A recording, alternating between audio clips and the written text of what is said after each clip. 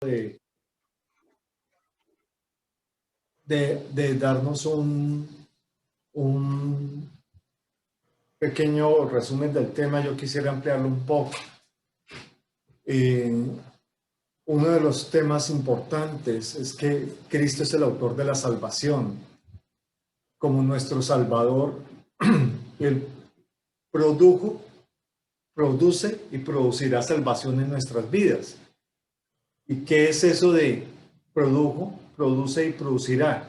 Y es que en el momento en que Cristo tomó la decisión de salvarnos en la eternidad, desde antes de la fundación del mundo, cuando nosotros nacimos en este mundo y nos enteramos de que Cristo era nuestro Salvador, probablemente en ese momento es cuando Cristo salvó nuestro espíritu, dándole vida nueva, dándole una nueva genética y haciendo lo que algunos llaman nacer de nuevo en el espíritu, y eso sucedió allí.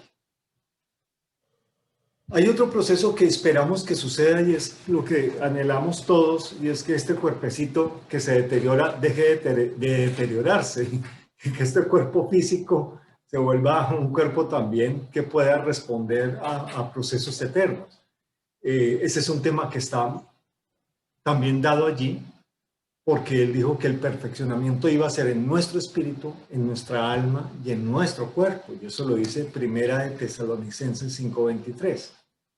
Ahora bien, falta el otro proceso, y es un proceso que está sucediendo todos los días mientras que estemos con esta vida biológica. Y es el proceso de salvación del alma. Entonces, él rescata nuestro espíritu, alma y cuerpo, salva nuestro espíritu, alma y cuerpo, perfecciona nuestro espíritu, alma y cuerpo, santifica nuestro espíritu, alma y cuerpo, y todo eso son procesos que suceden en el hombre. Uno de los más complejos es cuando decimos el alma, porque pareciera que el del espíritu fue así. Él lo hizo. Es como haber engendrado algo, tenerlo engendrado, y él tomó la decisión de darle luz, y allí fuimos vivificados cuando nacimos de nuevo.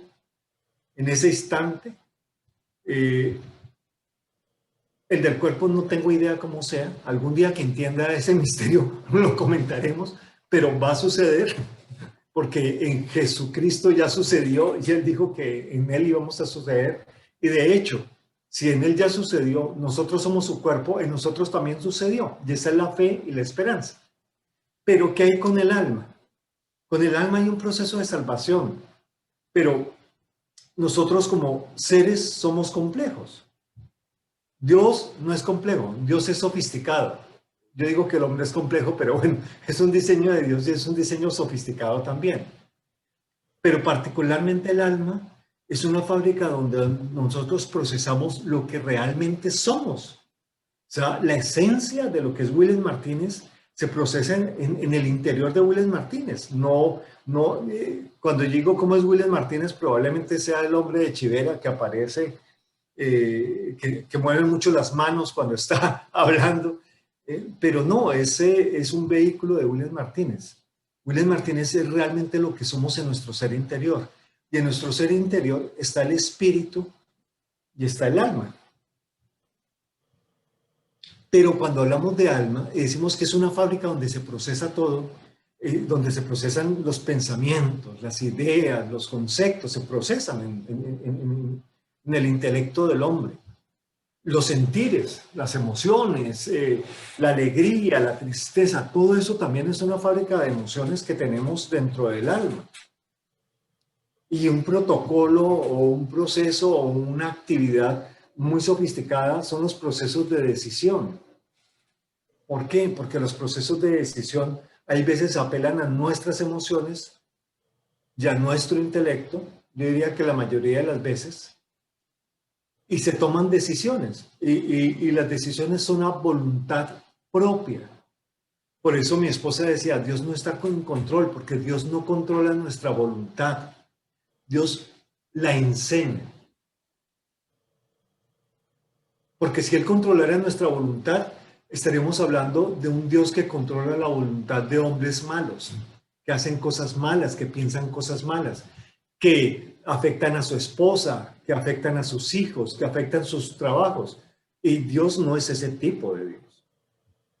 pero Dios sí enseña y gobierna nuestra alma, o más bien, corrijo, y quiere gobernar nuestra alma a través de su esencia. Su esencia es el espíritu. Entonces, a través de su espíritu, en nuestro espíritu, quiere enseñar, quiere formar lo que Él ya puso en nosotros. ¿Qué puso en nosotros? La vida nueva. Y si hablamos de vida nueva, estamos diciendo que puso en nosotros a Cristo como una semilla, a Cristo como esa luz del amanecer que va en aumento. Y la responsabilidad que tiene la iglesia es tratar de edificar a todos los que han sido enterados de su salvación, edificar en ellos el crecimiento de Cristo, para que Cristo se incremente. Y en la misma manera que Cristo se incrementa, nuestras emociones, nuestra voluntad, nuestros pensamientos, el intelecto, serán siendo transformados, van siendo santificados, van siendo perfeccionados, van siendo salvados. Y ese es el proceso de salvación que sucede en el alma. Pues ese proceso de salvación nos llevó a estudiar el concepto de salvación, nos llevó a estudiar todos los temas que influyen en la mente, que influyen en las emociones, en esto. Vimos los temas culturales, las enseñanzas, las creencias, las tradiciones que a veces son más fuertes que el intelecto, porque uno da por hecho lo que generación a generación dijo, cuando lo cierto es que la verdad puede ser distinta y uno se acuerda de historias viejas en eso, como la de la familia que le quitaba la cabeza y la cola al pescado para hacerlo. Y la mamá no tenía idea porque es que así siempre lo había hecho su mamá. Y su mamá, que era la abuelita de la casa, no tenía idea porque siempre lo había hecho así su mamá. Y la bisabuelita tenía una idea, pero nunca se la contó a nadie. Hasta que un pequeño bisnieto se le ocurrió decirle, oye, bisabuela, ¿y por qué es que en casa siempre le quitamos la cabeza y la cola al pescado cuando uno va a un restaurante o a cualquier otra parte y el pescado lo sirven completo? Entonces, la bisabuelita le dice a mi hijita, es que el sartén que yo tenía era chiquitico.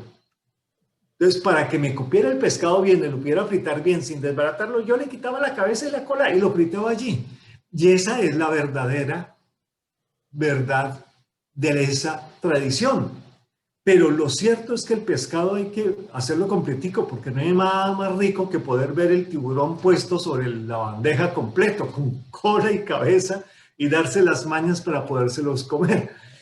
Entonces, tradiciones, religión, cultura, sistemas sociales, sistemas humanistas han influenciado nuestra alma durante mucho tiempo. Pero lamentablemente una de las mayores influencias que ha habido es la misma religión cristiana. Y lo voy a decir con todo respeto. La religión cristiana, la religión evangélica o la religión protestante, que vino a ser lo que pasó en el primer siglo de la iglesia. Trataron de judaizar la creencia en Cristo.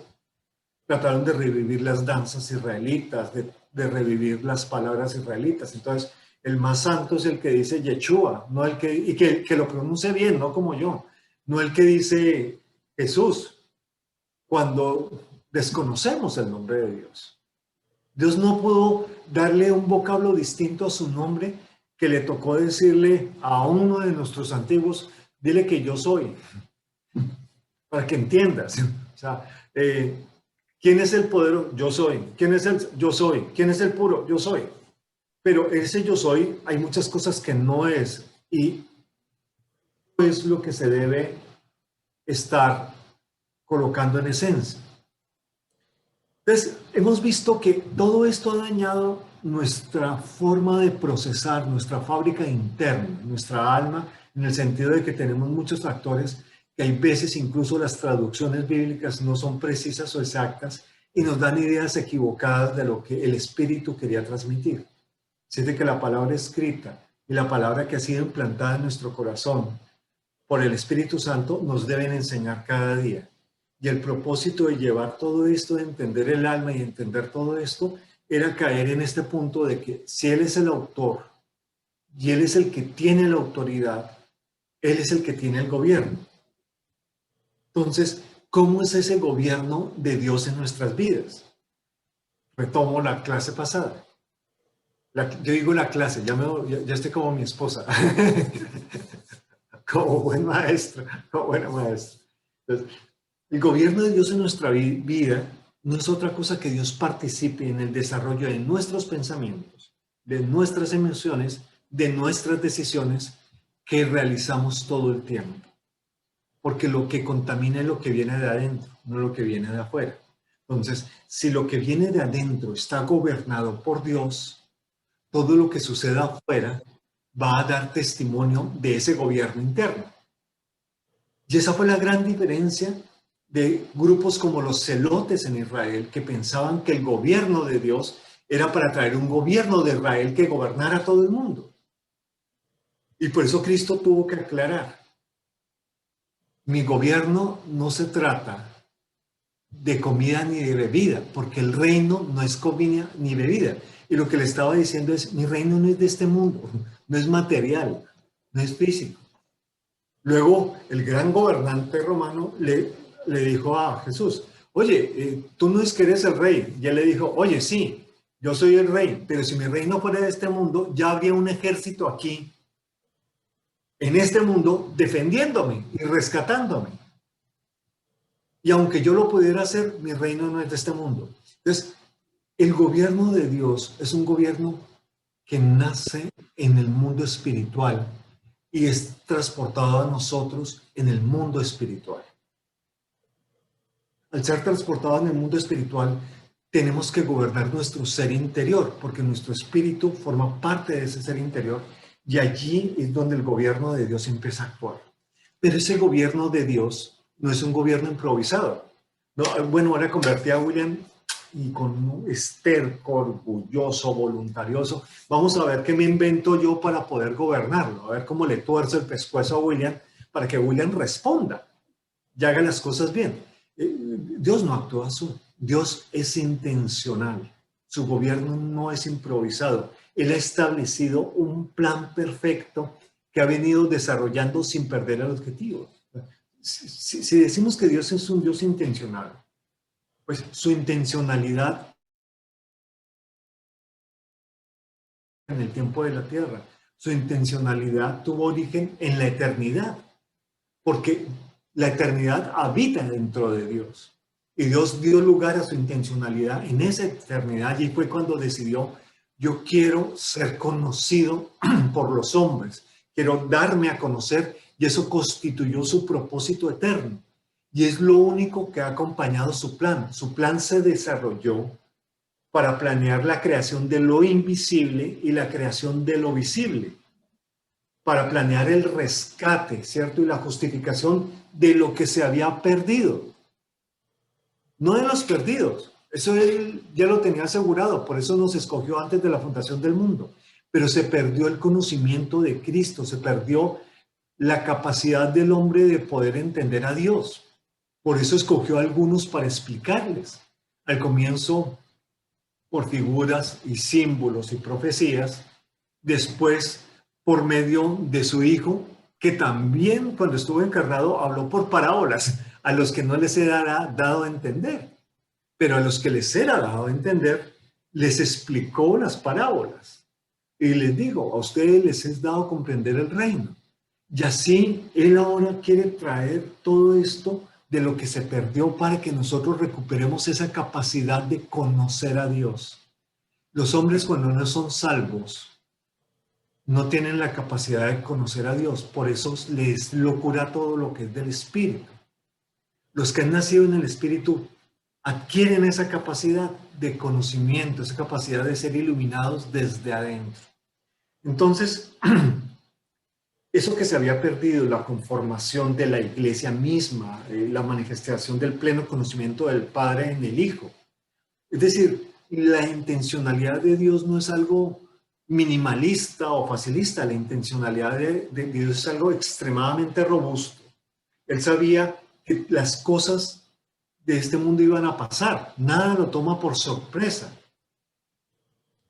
Él sabía que en Edén se iba a perder algo vital para el hombre, que el hombre iba a rechazar a Dios y iba a pretender vivir de su propio entendimiento, conocimiento y sabiduría. que conllevaba el bien y el mal. Él sabía eso, él sabía que debía planear la forma de hacer el rescate, ¿cierto? La forma de volver a reunirlo todo, la forma de restaurarlo todo en Cristo. ¿Sí? Él sabía que tenía que planear la forma en que iba a ser gestada la iglesia. Y lo empezó a mencionar, dijo, oye, saquen del costado de Adán a la mujer para que sea su esposa. Y luego cuelgan a Jesús en la cruz y es presionado por el borde de su costado con una lanza, porque en ese momento comenzaba el proceso de dar a luz a la iglesia. En ese momento él justificaba a lo que era injusto.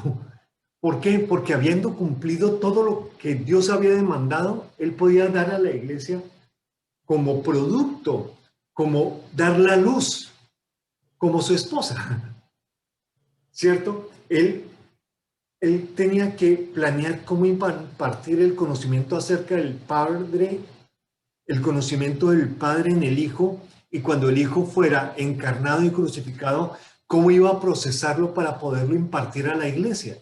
Y cuando Cristo es procesado y es glorificado, el Espíritu de Cristo, el Espíritu de Dios, que es lo mismo, es impartido a la iglesia. Ya había algo que era procesado que se podía distribuir en todos.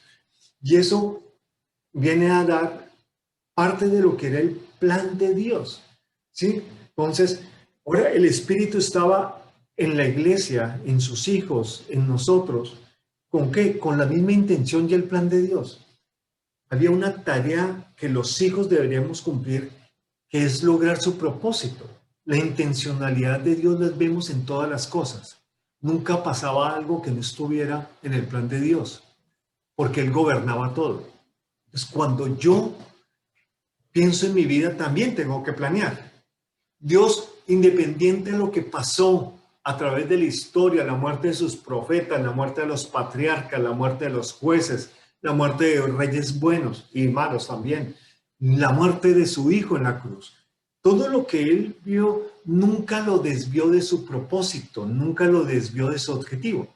Cuando yo estoy determinado a algo, debo mantener mis ojos puestos en eso. Cuando uno es joven, pone los ojos en 10 planes, 15, 20 planes, y uno ve toda la vida para desarrollarlos.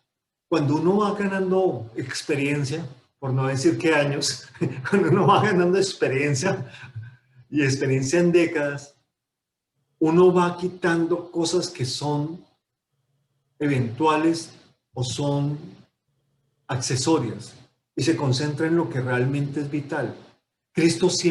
Dios, siempre fue enfocado en lo vital y quiere que nosotros nos mantengamos enfocados en lo vital. Por eso dice que nuestra vida debe avanzar con los ojos puestos en Jesús, el autor y consumador de la fe.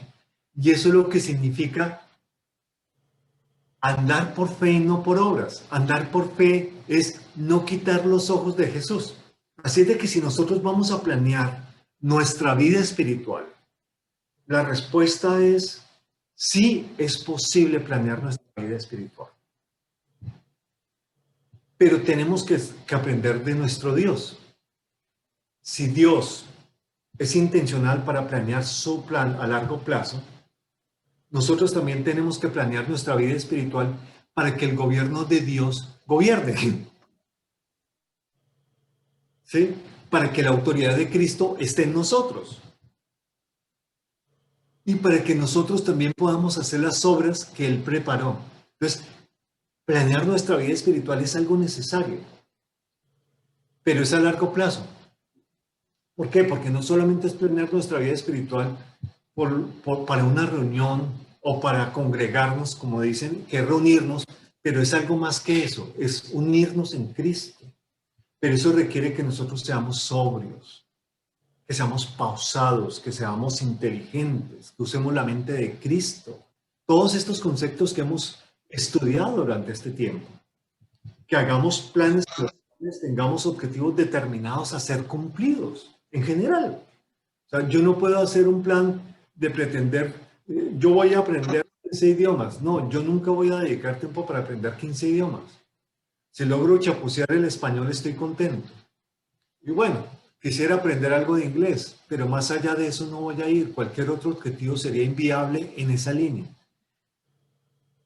Y esto, de todas maneras, tiene que incluir nuestra vida espiritual. Pero nuestra vida espiritual es de largo plazo. Yo no estoy planeando para que yo obtenga algo, sino como decían las personas que reunían los comentarios al comienzo. ¿Sí?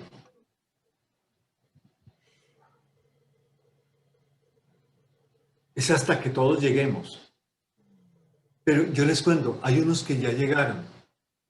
Pablo, Pedro y muchos hombres en los últimos 2000 años han llegado al perfeccionamiento en Cristo. Pero faltan muchos. Nosotros mismos tenemos un par de nietecitas que hasta ahora están aprendiendo a hacer daños en el apartamento de mis hijos. Les falta un camino. Es decir, nuestra mentalidad para hacer nuestro plan tiene que ser multigeneracional. Yo tengo que planear mi vida en el espíritu para que lo que yo haga hoy pase de generación en generación en generación y lo que hemos recorrido no se pierda. Así es de que la pregunta que surge, bueno, ¿y qué es esto de planear mi vida espiritual? ¿Cómo se hace? O sea, ¿de qué se trata? Pues hacer el plan del presupuesto es fácil. Suma en calculadora Excel, mire cuánto reciben, mire qué cosas saca del presupuesto. Así hacemos presupuesto nosotros. ¿Quieres hacer un proyecto? Proyéctalo, mira qué recursos vas a necesitar, cuándo los vas a necesitar. Eso es fácil. Esto requiere un poquito más de trabajo. ¿Por qué? Porque si se trata de nuestra vida espiritual, quiere decir que tenemos que tener el factor común de que todo lo que planeamos sea manteniendo los ojos en Cristo. Por eso cuando yo digo, es que yo soy muy espiritual y ya tengo planeado cómo voy a desarrollar mi ministerio, eso es una desviación garrafal. Porque finalmente yo voy a desarrollar lo que Cristo quiere hacer con su iglesia, las obras que Cristo preparó para mí. Tengo que ser competente y desarrollarme en eso, pero sin perder a Cristo. Y si tengo los ojos en Cristo, tengo que tener mi ser bajo su gobierno. O sea, un fundamento común es ojos en Cristo y soy sujeto al gobierno de Dios. Es decir, si soy parte de un reino, obedezco a su rey. Y si soy parte de un reino y de su equipo de gobierno, obedezco a su rey. Y si soy un simple súbdito que acabó de llegar al reino, pues debo obedecer a su rey. O sea, siempre eso va a estar marcado. Si ustedes me permiten, busquen si tienen una Biblia cerca, si no lo leo yo, o si alguien quiere leer, ubíquense en Filipenses, en el capítulo 4 de Filipenses, y alguien que por favor lea el verso 8 y 9 del registro escritural. El que quiera prende su micrófono y lo lee. Filipenses 4, 8 y 9.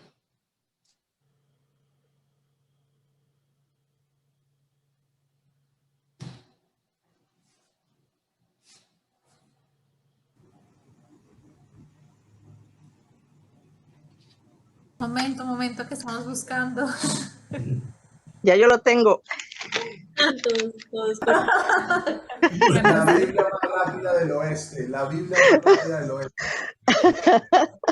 Filipenses 4, 8 y 9. Dale, Judith. Por lo demás, hermanos, todo lo que es verdadero, todo lo honesto,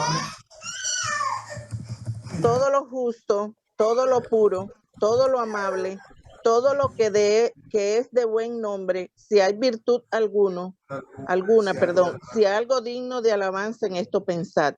Lo que aprendisteis y recibisteis y oísteis y visteis en mí, esto haced, y el Dios de paz estará con vosotros. Amén. Amén. Qué precioso pasaje.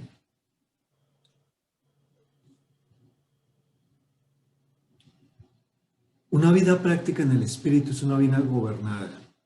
Y por alguna razón fui guiado a pensar dónde comienza nuestro gobierno.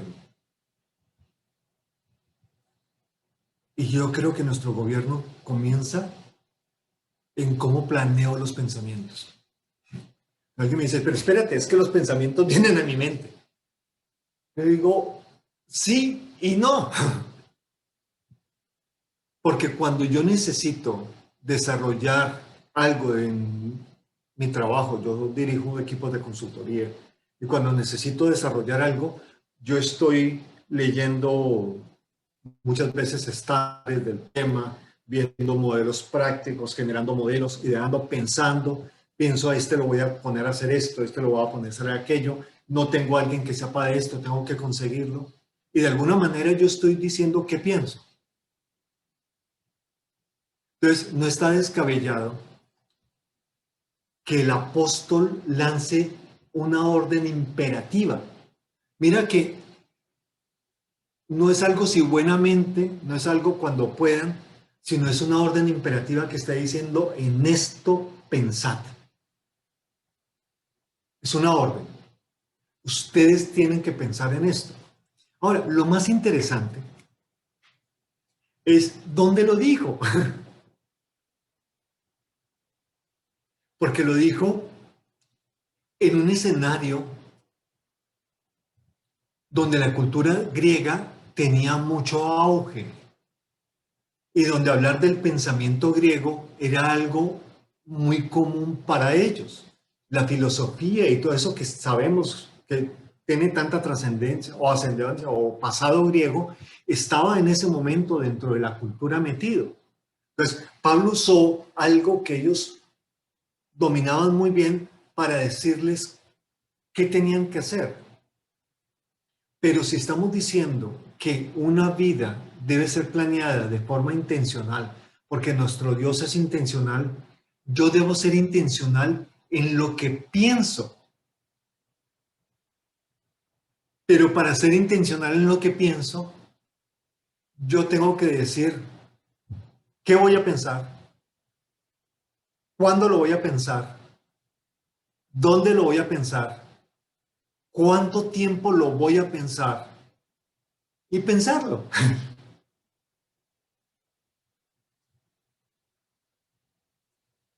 Si yo no le digo a mi mente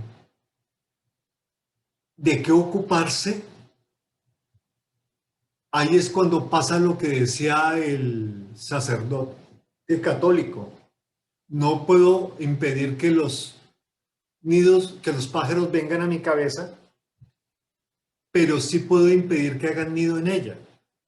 No puedo impedir que pensamientos vengan, pero sí puedo gobernar mi mente porque es parte de mi alma. Es gobernable, mi mente es gobernable y yo puedo intencionalmente determinar en qué voy a pensar.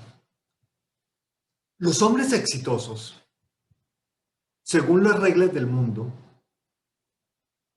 fueron exitosos porque ocuparon su tiempo de la mejor forma, porque ellos tienen 24 horas al día igual que cada uno de nosotros. Entonces, no tienen ninguna ventaja. Lo único es que decidieron usar su capacidad de mejor manera en esas 24 horas. Los apóstoles del primer siglo también lo entendieron. Por eso llegaron a un punto donde dijeron, oigan, necesitamos nombrar a alguien que sirva las mesas, que se encargue de atender a la gente. ¿Por qué? Porque nosotros debemos dedicar nuestro tiempo a meditar en Cristo y a conversar con Cristo. No sé qué dice la palabra y la oración, pero ellos no estaban estudiando la Torá, la habían estudiado toda su vida. Ellos no estaban estudiando las cartas de Pablo, todavía no habían sido escritas. Ellos no estaban estudiando seguramente los evangelios, porque habían sido testigos oculares de los evangelios, salvo Pablo. que él tuvo un encuentro con Jesús.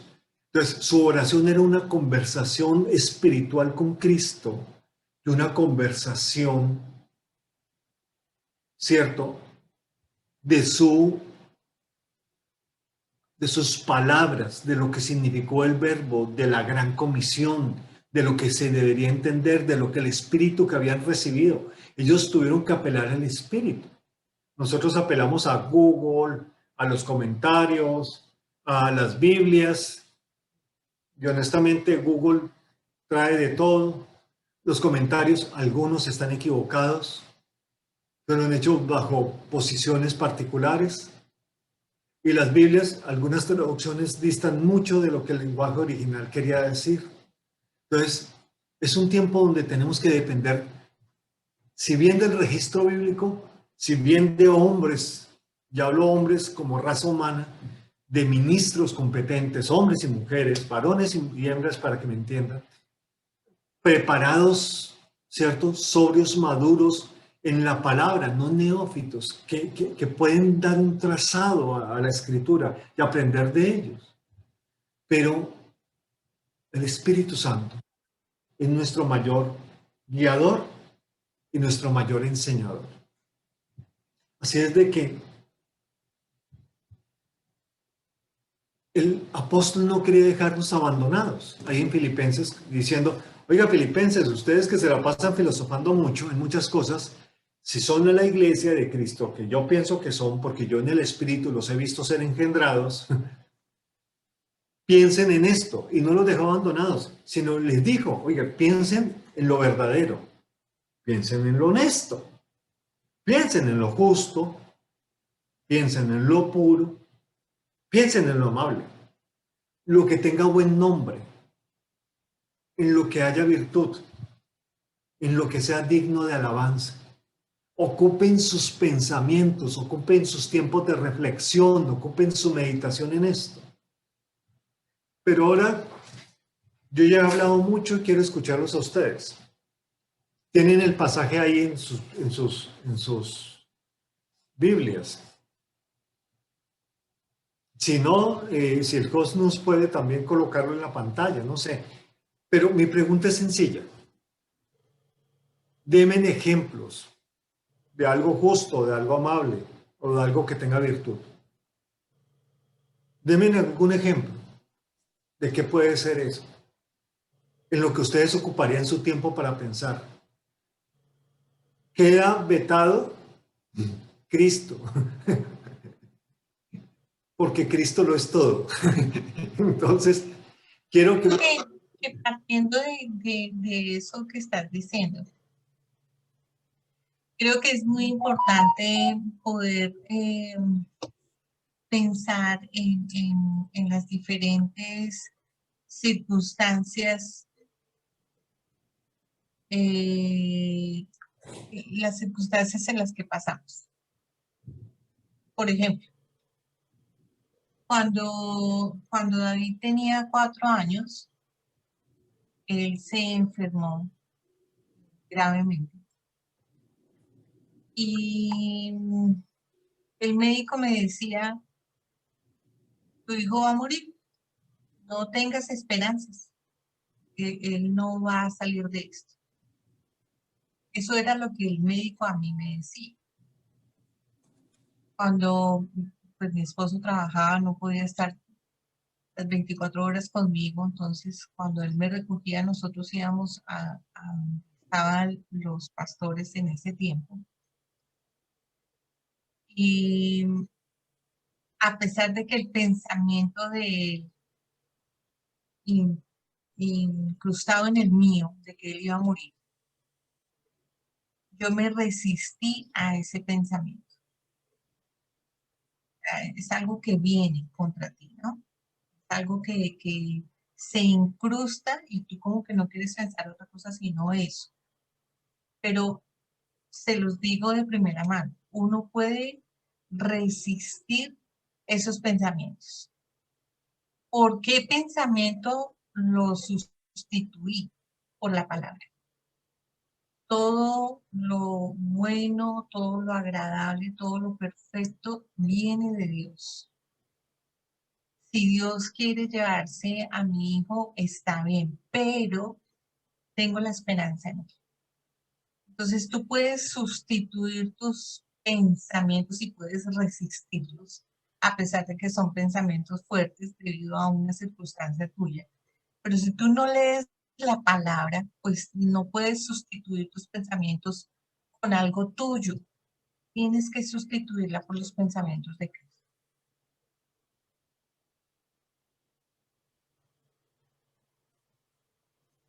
Muchas gracias, amor. Qué interesante. Siempre trae recuerdos toda esa época. Pero me gustaría escuchar a alguien que me diga algo práctico en qué pensaría. Un concepto, una palabra, algo. Bueno, yo pienso que cuando habla, a mí me llama la atención primero que el versículo dice todo lo verdadero, o sea, usa mucho la palabra todo. Todo lo verdadero, todo lo justo, todo lo digno de alabanza. Entonces no es un poquito de lo que pensamos, no es una porción, sino que nos está llamando a pensar en todo, en un todo. Es absoluto. Y bueno, yo pienso que en todo lo verdadero, yo puedo inferir que es cuando nosotros debemos de dejar de asumir o de pensar por el otro. Me explico, a veces nosotros estamos en una circunstancia de nuestra vida diaria y asumimos mucho por la otra persona y siempre asumimos de forma negativa, casi siempre asumimos de forma negativa. Y siempre estamos como, es que esto lo hizo por esto, aquello lo hizo por hacerme este daño o cualquier situación. Entonces es como dejar de asumir y de pensar mal de la otra persona. Obviamente hay que tener un discernimiento acerca de quienes nos rodean también, pero mantener como una mente positiva, creo que hace referencia allí en esa parte, que si tuve un inconveniente, a mí me pasa mucho, si yo tengo cierta cadena de incidentes negativos, enseguida digo, no, es un bulto de sal o algo así. Entonces, como cambiar ese pensamiento y decir, bueno, Dios me está probando, Dios que me quiere enseñar en esta situación. Eh, algo en mí debe estar fallando y poner como esa mente en alerta de saber qué es lo que Dios quiere enseñarme a través de esas circunstancias negativas y bueno, volcarlo a un pensamiento positivo. Bueno, hay que tener cuidado con esto de los pensamientos positivos, porque nos podemos volver positivistas. Y aunque no es malo, tampoco es del todo bueno, ¿no? Porque es una línea muy, muy, muy delgada, yo, en esto del positivismo. Vamos a estar bien, todo esto va a solucionarse, bien por la gracia de Dios. Y a veces las cosas no funcionan con ese resultado, porque yo no sé si valga la pena comentarlo, pero en un programa que yo vi de dos hermanas, una hermana era supremamente controladora, manejaba a su otra hermana como si fuera la sirviente de la casa, y ella llegó un día y simplemente acabó con la vida de su hermana. Todo por pensar que iba a estar mejor y que todo iba a estar bien, y se fue de casa, dejando allí pues el cuerpo de la chica, en fin, todo para pensar que todo iba a mejorar en su vida. Obviamente ese ejemplo obviamente es un ejemplo extremo, pero es simplemente para poner en el panorama de que a veces ese pensamiento positivo no nos deja ver a veces la realidad de nuestras circunstancias. Nosotros debemos de guardar la esperanza en el Señor, pero a veces las cosas de Dios no se dan como uno siempre espera. Yo Sí, totalmente de acuerdo. el Sí, tema del total. positivismo en un escenario claro es que el positivismo puede confundir de la verdadera fe. O sea, hay veces que somos positivistas pensando que eso es tener fe, pero la fe perfecta es la fe del Hijo de Dios. Y la realidad es que el Hijo de Dios tuvo que ir a la cruz y el Papa le dijo que no. Pero miren, quiero que se esfuercen un poco más en estos días. Nos vamos a ver el martes. Pero esfuercen un poco más en esto. Piensen en que ustedes tienen que planear qué van a pensar. Les digan, mañana por la noche ustedes van a pensar en el amor. Entonces, hagan una reflexión del amor de Dios, qué significa, cómo se manifiesta, cómo eso. Eso es pensar en el amor. Entonces, ustedes van a ocupar la mente en eso. Ustedes van a pensar en lo honesto, lo justo, cómo usar los recursos que se ganan con su salario para invertirlos en su familia, en proyectos del bien común y no particulares o de otras cosas. Piensen en cómo acabar con las deudas, dejar la ansiedad de tener cosas, reducir los gastos a menos de lo que se ganan, dejar de apelar al crédito. ¿Sí? Piensen en cómo van a aprender a enseñarle a caminar a Mía sin que se dé muchos golpes. Estoy hablando de Mía, mi nieta. Eso forma parte de los pensamientos. El pensamiento de Dios no es un pensamiento de la realidad que vivimos los hijos de Dios. Dios diseñó el evangelio del reino para expresarlo en esta tierra, en la cotidianidad. Por eso hablábamos en días pasados que el gobierno de Dios es un gobierno doméstico también, es un gobierno integral, es un gobierno que abarca todas nuestras expresiones de vida, laboral, financiera, relacional, emocional, profesional, académica, lo que ustedes quieran. El gobierno de Dios abarca todo eso. Y cuando dice piensen en esto es, oye, piensen en pagar los impuestos si no se han pagado. Eso es bueno. Piensen en cómo van a hacer para solucionar una relación deteriorada. Quiero hacer una salvedad, amor, sí. Ahí se le estaba hablando de algo muy interesante, que no lo enfoqué de la manera correcta. Y es que ella decía que cuando otra persona actuaba de una manera diferente, había que pensar en ella de manera positiva. Es eso, ¿verdad, Raíssa? Era lo que estabas. Sí, señora. A eso te referías, ok. Entonces, es muy importante rescatar ese pensamiento porque es cierto, nosotros a veces suponemos y pensamos mal del otro y es nuestro primer pensamiento. Y de esa manera o de ese lado, tomándolo de esa forma, de pensar positivo respecto a otro, creo que es muy válido, Raíssa, gracias por comentarlo. Me fui por otro lado sobre el positivismo porque desafortunadamente es un sistema del mundo que gobierna mucho las mentes de hoy en día. Siempre estamos diciendo, ese empleo me va a salir en el nombre de Jesús y voy a ser positiva y me va a salir, pero pues puede que eso simplemente no se dé.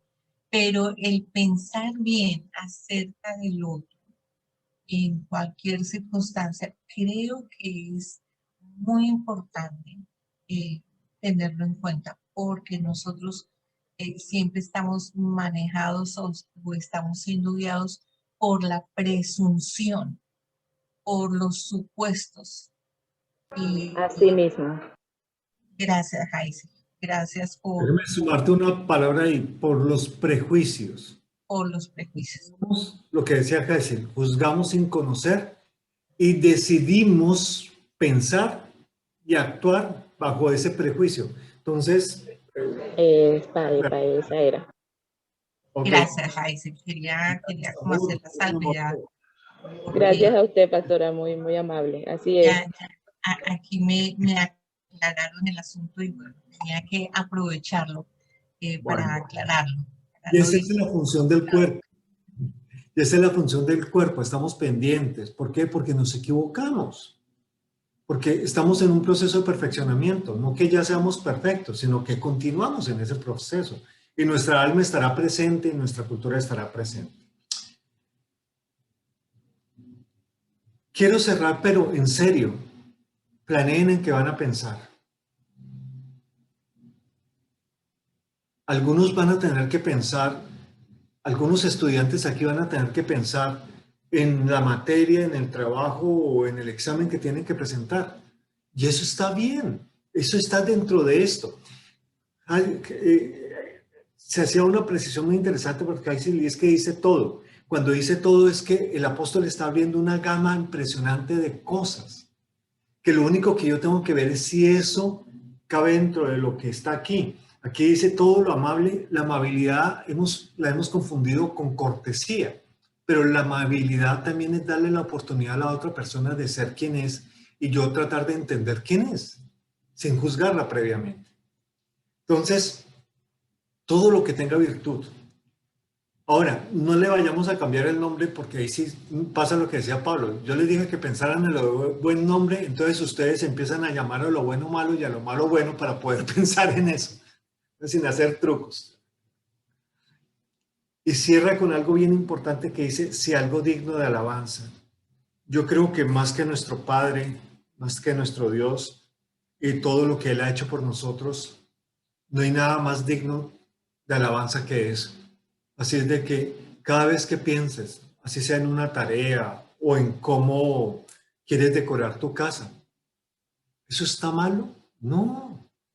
Puede que sea efímero, puede que sea muy material, sí, pero está bien. ¿Por qué? Porque está bien que queramos un sitio agradable para compartir con nuestra familia. Comprar un sofá no es comprar el sofá que sea lo último en las cosas, que lo recuesta, lo acaricia, le rasca la espalda y no. Es que si yo puedo disfrutar ese sofá con mi familia y yo pienso que eso va a crear un beneficio real para mi familia y lo voy a aprovechar de esa manera, tengo que planear cómo invertir en ese sofá, dónde lo vamos a tener y pensar en la decoración que sea adecuada. Si pienso en que tengo que estudiar la escritura miren esta cosa. Ayer ocupamos 20 minutos en pensar cómo podemos hacer agradable una sala para que cuando estemos exponiendo la palabra ustedes también se sientan a gusto, no se distraigan con cosas o esto, cómo hacer el elemento. Y está bien pensar en eso. O sea, hay muchas cosas dentro de todo esto que son necesario pensarlas. Pero como dijo el cuento de las ranas, que ya ustedes se lo deben saber de memoria los que me conocen hace tiempo, habían 3 ranas flotando en una rama en un río.